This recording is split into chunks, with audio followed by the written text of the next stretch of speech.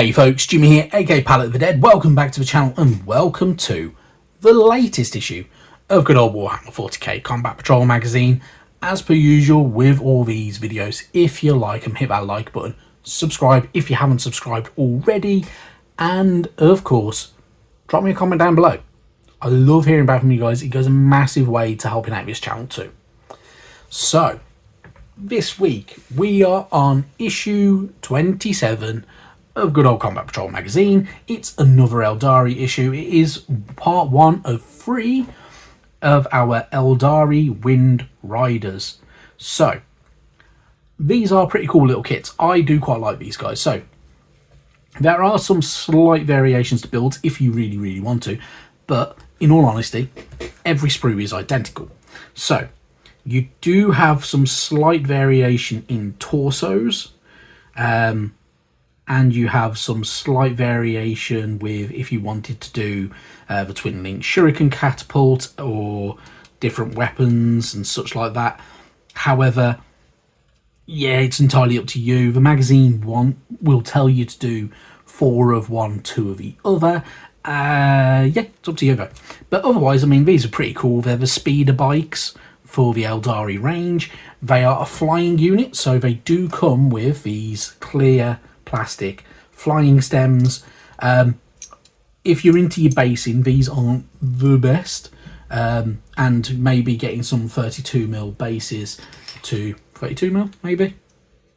Yeah, probably go with a 40mm base if you're going to put a base underneath it to kind of attach it to. You don't have to do that though, but I know of some people that have done that because they like doing decorative bases and such like that, but you don't have to.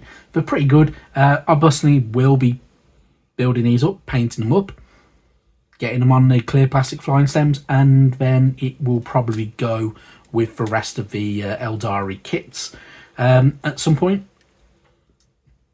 Who knows who too, but you know, maybe one day we'll find out. Anywho, the other thing we get with this issue, we do get some cards. So punch out cards like we've had before. So we have data cards for the Aeldari. So we have the Farseer, the Guardian Defenders, the Windriders, and the Wraithlord all listed on here.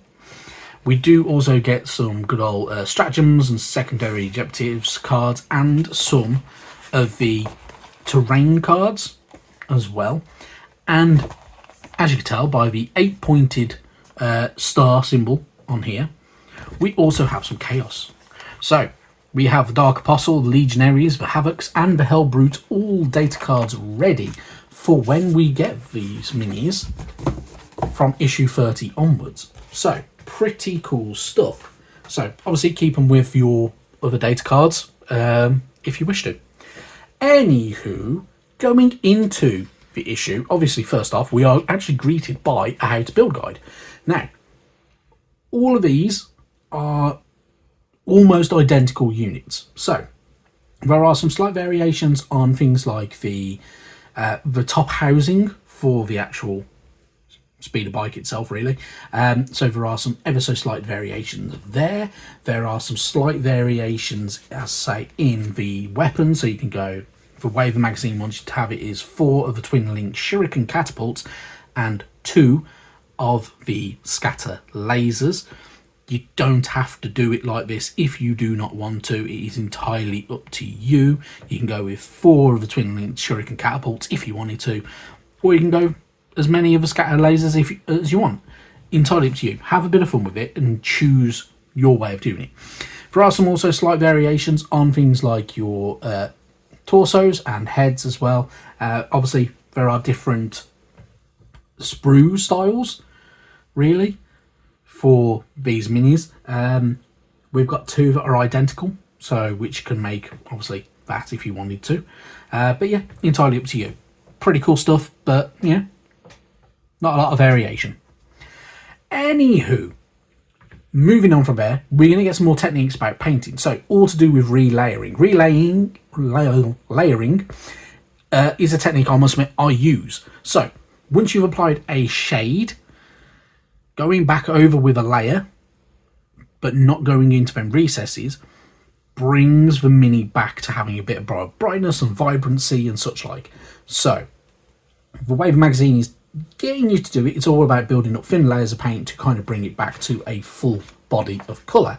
So, for instance, over things like your Tyranids, going over all them very pinky Wraithbone kind of colouring, if you've done it the same way the magazine goes, bringing it back with Wraithbone to kind of re-highlight them areas does work wonders. Obviously, you're not going into the deep recesses, kind of reducing the area that you're covering as well over time gives it a nice bright vibrancy and changes the way your minis look. It's a very, very good technique and one that is worth learning. It's one that I do use, and then when you're combining it with edge highlights later on, absolutely bob on. So you can't knock it. It's going to walk you through how to do all that. So relayering your Tyranids, fairly straightforward. Obviously, in things like the mouths, you are going to be going over things like teeth, and such like that, and things like the carapace and body of the actual creature itself. Going over things like where you've gone over with, say, like in Norn Oil, over things like your Space Marines and such like that, makes it work wonders. And the same with things like Scream of Pink over things like the cape and cloaks and such like that. For your, like, Aeldari Farseer, for instance, works wonders. It makes it look so much better and brings it a nice crisp look, and as I say, it adds vibrancy to it, so gives you a bit of a before and after. And as you can see, there is a difference. There is a good little difference to it. It gives it a nice brightness and, yeah, warmth is probably the best way of describing it. So it's a pretty good way of doing it, and as I say, it's a good technique to have. Definitely one for painting up as you go. Then moving on, we get more information about the good old Aeldari. So, there are many aspects of Cain, the bloody hand of the god. Those Suriani on the path of the warrior will dedicate their whole being to studying and perfecting a discipline based on a single one of these facets. Known as aspect warriors, these combat specialists are among the most deadly warriors in the galaxy. So, the aspect warriors, who together form a Craftworld's elite fighting force, serve at shrines that are dedicated to their particular part of the path of the warrior. There they follow their fellow aspect warrior. They and their fellow aspect warriors, when I can learn to speak, dedicate their lives to drilling and training, becoming experts of their chosen fighting style. So, as part of these, you do have things like the Dire Avengers. So the Dire Avengers are a pretty cool looking unit. One that you get with the newer Combat Patrol box for the Aeldari. So not this one that we get with magazine, but the new one, you get Dire Avengers with them, which are pretty cool. And I must admit, they have an alright look about them. They have something a bit of more of a martial prowess compared to the current Eldar warriors that we've had. Shining Spears, very much like the good old Windriders. However, these carry lances, which are pretty damn cool. And yeah, I must admit, I do like them. Warp Spiders, which are fairly newer, if I remember rightly. And, yeah, pretty cool. And you also get them with the new Combat Patrol box. Then you got the Howling Banshees, which are also pretty cool. Striking Scorpions, Fire Dragons, Dark Reapers. Some really, really cool different sides of the fighting forces from the Aeldari range, which is pretty damn cool. And then we also have the Swooping Hawks, which are flying units, and Crimson Hunters. A lot of range, really, for the Aeldari. They are a pretty cool little range. If you like the Aeldari, it is definitely worth having a nosy through good old GW's website, finding the minis you want. If you want to buy from GW, go for it. If you want to save a little bit of money, I have affiliate links down below for good old Wayland Games and Element Games, where, one, you'll save a bit of money on the Warhammer kits you buy. If you do order using one of my links as well, it does give me a slight bit of a kickback. It's not a lot, I can't retire on it, but it does really, really help out the channel. So, your choice. Anywho, moving on from there. We're going to get more information. So, we're finally going into the proper core rules. So, we've already had a lot of the basic rules for the good old playing Combat Patrol, so you can get a good gist of how to play it over pretty much the entire run now, we're going to get the core rules and probably the advanced rules, I would imagine, as well. So, which if you are going to expand from your combat patrols and you want to go for bigger armies, so for instance, I don't know, if you want to go for a full-fledged 2,000 point Space Marine army, I mean, granted, you don't need that many units for that. This section is for you. This basically teaches you how to play the game at a full scale. So, it's all about building up from there. So you do get information about the combat patrol collections themselves. Pretty cool stuff. And obviously it gives you a little bit, and it's a very quick way of playing combat patrollers. If you're going to go for the bigger games, obviously it takes more and more time, but you can have a lot of fun with it, which is the main thing. So, pretty cool stuff. There are extra information is released to update, so you can fine tune stuff. So there is an FAQ section on the good old Warhammer community website, which will have slightly updated rules compared to when this was written, for instance, or when the last codex was written for any of the armies, or even the last rulebook. It happens all the time.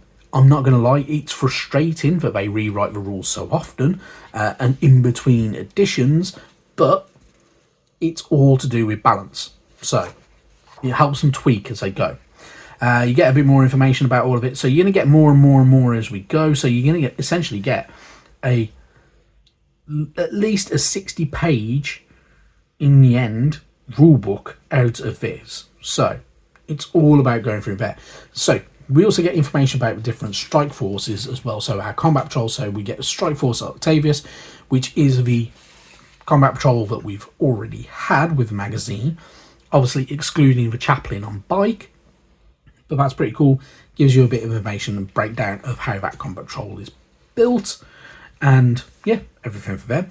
Then we also have the Tyranids and Navardengast Swarm. I pronounced that probably very, really slowly and maybe even wrong, but also telling us how that goes without the good old Parasite of Mortrex mini in there. We will get information about the other combat patrols that they'll go through with all of them as well later on. So it's pretty cool stuff. It's all about building up your rules and going through them, and so you can play games where you're not following a set scenario necessarily, and then you can play with every army and mix and match as you go. But it's all pretty damn cool stuff. So happy days. Moving on from there, next week, obviously, we're carrying on. Issue 28 and issue 29 are parts 2 and 3 of the Windriders. So we'll get more of the core concepts, we'll get some more other bits and pieces, and we will get the other 4 Windrider minis. So we have a decent full fighting force of Aeldari, which should be pretty cool. So we've got a lot to look forward to. After good old issue 29, though, we go moving into the realm of chaos. So we'll start getting the Dark Apostle, the Legionaries, the Havocs, Hellbrute, and there's a couple of others, I think, in there as well that I've completely missed. But we're going to get the Chaos forces. From there, we'll move on to things like the Orcs, which are going to be really, really cool because they have some pretty cool, fun vehicles, which are really, really good. Leagues of Votan, the good old World Eaters.